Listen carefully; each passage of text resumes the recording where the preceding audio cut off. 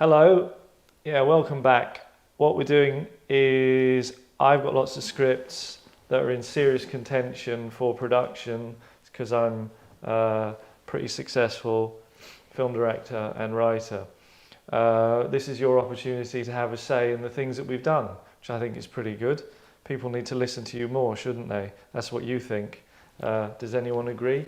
Well, you're on YouTube at this time of night, so I really don't. If you stick around to the end, I will give you a code, yeah, a 4-number code, and if you type that code in at the start of your comment, then I will listen to your comment. If you write a comment without the code, your comment is void. Aping styles, Charles Dickens. I received many supportive letters on this YouTube journey. Carol Thornley writes, "Thank you so much for these videos. Without them, my alcoholism would be much worse than it is today." Bridget Delancey quips, "I have enjoyed them immensely. I hope you live forever." But for every Thornley and Delancey, there is a Blott. In this case, Tony Blott, an older viewer who apparently thinks he has to do a 2-minute hate daily over my channel. He bilges, "Your writing is quite derivative, almost like aping the classics." First of all, if I am only aping classics, that's still better than nearly everyone can do. "Oh, your sculpture looks just like a Michelangelo." What an insult that would be. But my fevered mind is ever working, and you, Tony Blott, have given me an idea. What if I did ape a classic deliberately? I have chosen this day to ape Charles Dickens, a noted 19th century novelist, still popular long after his death, which I'm sure comforts him immensely. Discuss Dickens and Blott in that order. Charles Dickens, famous. Mm-hmm. Famous? Famous. Very famous. Right. Can you name a book? Hard Times. Hard Times. Haven't read that one. Oliver Twist. Oliver Twist. Did he write Great Expectations? He did. All right, so there's 3 random people, and they have named different books from Charles Dickens. Okay, do you want one from me? Please. A Tale of Two Cities. That's 4, right? So this is the prowess that you're dealing with. 4 different books. So that's how famous he is. Mm. And that is why his style is so apeable. Now, what do we think of Tony Blott's criticism there? I think you took it quite well. I think. Yeah, I did. I mean, he's a keyboard warrior, you know. Yeah, we shouldn't think about him. No. No, he is. Would it be fair to say that he is a blot on his own life? Well said. Maybe a bit harsh. Yeah. Well, how would I lower that? He's not. He's a bit annoying. He's a bit annoying. Yeah. The pun's good though. The pun pun's was good. People who know him probably aren't that impressed. That's what I think anyway. Behold then 19th century London as young Squire Albert Tomkins tries to make his way in London, dodging artfully the many rogues and layabouts that lay thereabouts. We find him approaching a drinking establishment near the river in the hopes of finding his fortune. That's a very kind of, everybody's always finding their fortune in London. And, you know, probably about a month after every book ends, they like die of, you know, dysentery or something, because it's people you drop like flies in those days. Oh, you know, oh, Bill's a bit ill. Bill's dead. And before he was fit as a fiddle. You know, he had like a big moustache and could lift up heavy weights.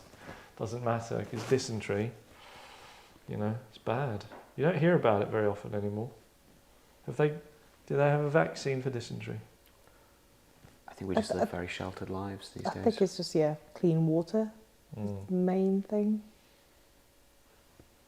Right, so we have 4 characters. Yeah, like it was planned. We have a character called Avarice Perkins, who, you know, not necessarily the nicest guy. We have Albert Tompkins, who is our kind of naive hero, which very prevalent in Dickens. We have Barman, who doesn't talk too much, and then we have Maureen, who is the barman's wife, and she's a bit of a singer. So, who wants what, and how do they want it? I'll take Barman, because that's the kind of guy I am, happy to sit in the background and not take the limelight. So, I'm happy to be Albert. Albert Tompkins, our hero. So that leaves Avarice and Maureen. I'm feeling Maureen. Feeling Maureen. I was hoping that I would get Avarice. Yeah, Avarice Perkins. Yeah, Avarice Perkins. Well, I don't want to pull faces that will make you play it in a particular way. Let me see the face again. Okay. You do what you need to do. I'll narrate as well, because I don't have many lines. On this grim day at 6:30, the brown river oozed eastwards. This is in the Dickens style as well. Its stench able to burnish the hairs from Albert's nostrils, were he old enough. He looked up at the blackening sky, the sunset obscured by the opaque eruptions of soot from the local factories, blasting their grime onto the walls of the tenement buildings and into the roughened eyes of youngsters. Were Albert a born Londoner, he would surely be blinded by now. He entered the Black Crow public house to make his 6:35 appointment with Avarice Perkins, a downhill ruffian whose promises of work were too good to pass up. Ah, Bertie, my boy, won't you join me for an ale? Why, Mr. Perkins, I should like that very much, but 'tis only half of the 6th. You'll learn that public houses are excellent places of business, to be sure. I've been imbibing since 3. The barman pours a drink for Albert. A halfpenny, if you please. Let me. Avarice pays, Albert concerned to be in his debt on only their second meeting. You mustn't, sir. Too late. Now then, young Bernie, I have a job for you. Gainful employment. While I should write to my aunt this very eve of the happy news. My parents died of the pox, you see, a fortnight apart. A small job, to be fair. You're a sturdy lad, near 14, is it? In but 2 months, sir, so I am to believe. There is a man who lives in the tenements, a Mr. Hawtrey. He is 67, a frail old thing. He owes me 2 crowns. Will you fetch him? Certainly, Mr. Perkins. Will he be expecting me? In his way, yes, although he is quite forgetful about his debts. So make sure to remind him of his obligations. Take this. Avarice hands Albert a cosh under the table. What is this for, sir? Why, it's the reasoning behind the debt. Just hold it up when he answers his door and it will remind him. Did he pay for it with the 2 crowns? Am I to give it to him? No, but one just like it. He'll remember if you show it to him and say my name. Suddenly, the barman's wife, Maureen, interjects. What? Why, if it isn't Avarice Perkins? What schemes are you up to now? Leave the drinkers to their tankards, Maureen. And who is this sweet boy? Albert stands and bows. I am Albert Tompkins, madam, and I'm almost 14. Oh, what a young gentleman. I hope so. One day. You better treat this boy well, Mr. Perkins. I likes him, so I do. I always treat my boys well, Miss Maureen. Maureen bursts into a musical number and the whole pub joins in. Oh dear. I'm The barman bursts Thank into you. a musical number and the whole pub joins in. Have you seen the boys around here, short of sight and thick of ear? But one boy I much most adore is Bertie Tompkins, that's for sure. La la la la lee lee lee lee. Bertie Tompkins is the boy for me. If you seize him, wave and shout. Everyone will know that Bertie's about. La la la la lee lee lee lee, etc. Albert was delighted. He was making lots of new friends and had some work come his way as well. Could life get any better? Now, if I were to say to you, the viewer, and you, participant, that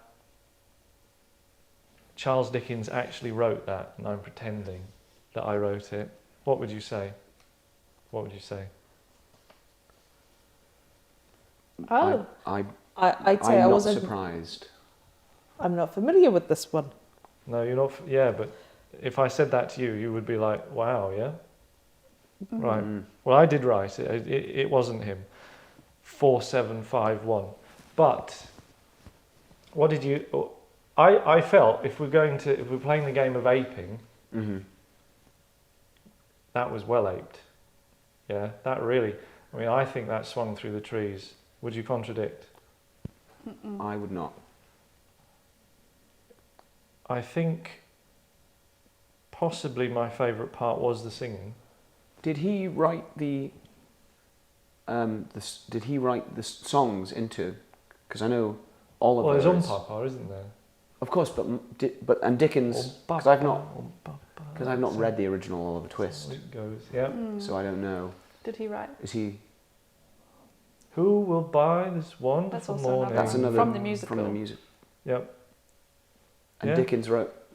Oh yeah, they're all in the book. That's what makes it. That's what makes it quite a. You know, he's really kind of planning ahead because you think probably in his day you had sort of music hall, so he was probably writing it for that. He was going, oh, this will work really well here. Because I've not read it, but I know that the novel is quite dark and dour. Yeah. Hard Times is very depressing. Yeah. But you're saying he. Yeah, but there's always room for a song, isn't there? And that's the way that he felt about things because we saw it, you know, in the movies that he, you know, the songs in the movies were like, yeah, bad things happen. London's very dirty.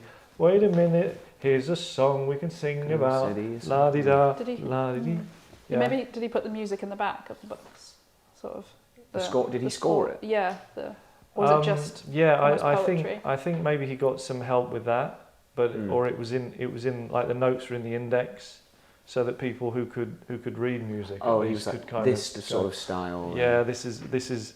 Remember the bit in the pub where kind of Nancy larks about? That's the singing part, and yeah, I mean it just made them. I mean they're kind of really ahead of their time because you didn't in those days. The idea that you would have he was really forward thinking, and he would go right. One day he was. I mean in a way kind of a small genius. One day there will be motion pictures that you could talk on. And all of these lovely things that happen in London, like ladies dancing and singing, you know, we would be able to convey. So, although it's grimy and gritty, there's always time for singing. And that's probably, that outlook makes Charles Dickens probably the writer that he is, a man of many seasons. He could write songs and prose. Not everyone can do that. Tony Blott, you called me an ape, which is true. So are you, but I am a gorilla, and you are a marmoset. Proved today. Proved. Got a problem with that? You can leave a comment. But I will ignore it if it doesn't have the 4-number code that I gave earlier. Did you miss it? Then you weren't paying attention. If you're not paying attention, there's one direction you're headed in, and that is the direction of failure. Don't be a failure. Listen hard and learn. Leave your comments with the code, otherwise they'll be ignored. Like, subscribe, hit the bell, or you won't know. And most importantly of all, you have to be here now. If you're not here now, you're worth less than the people who are here now. People who are here now are better than the people who have already left. That's not what I think, that's what YouTube thinks. Bye. Wave at them.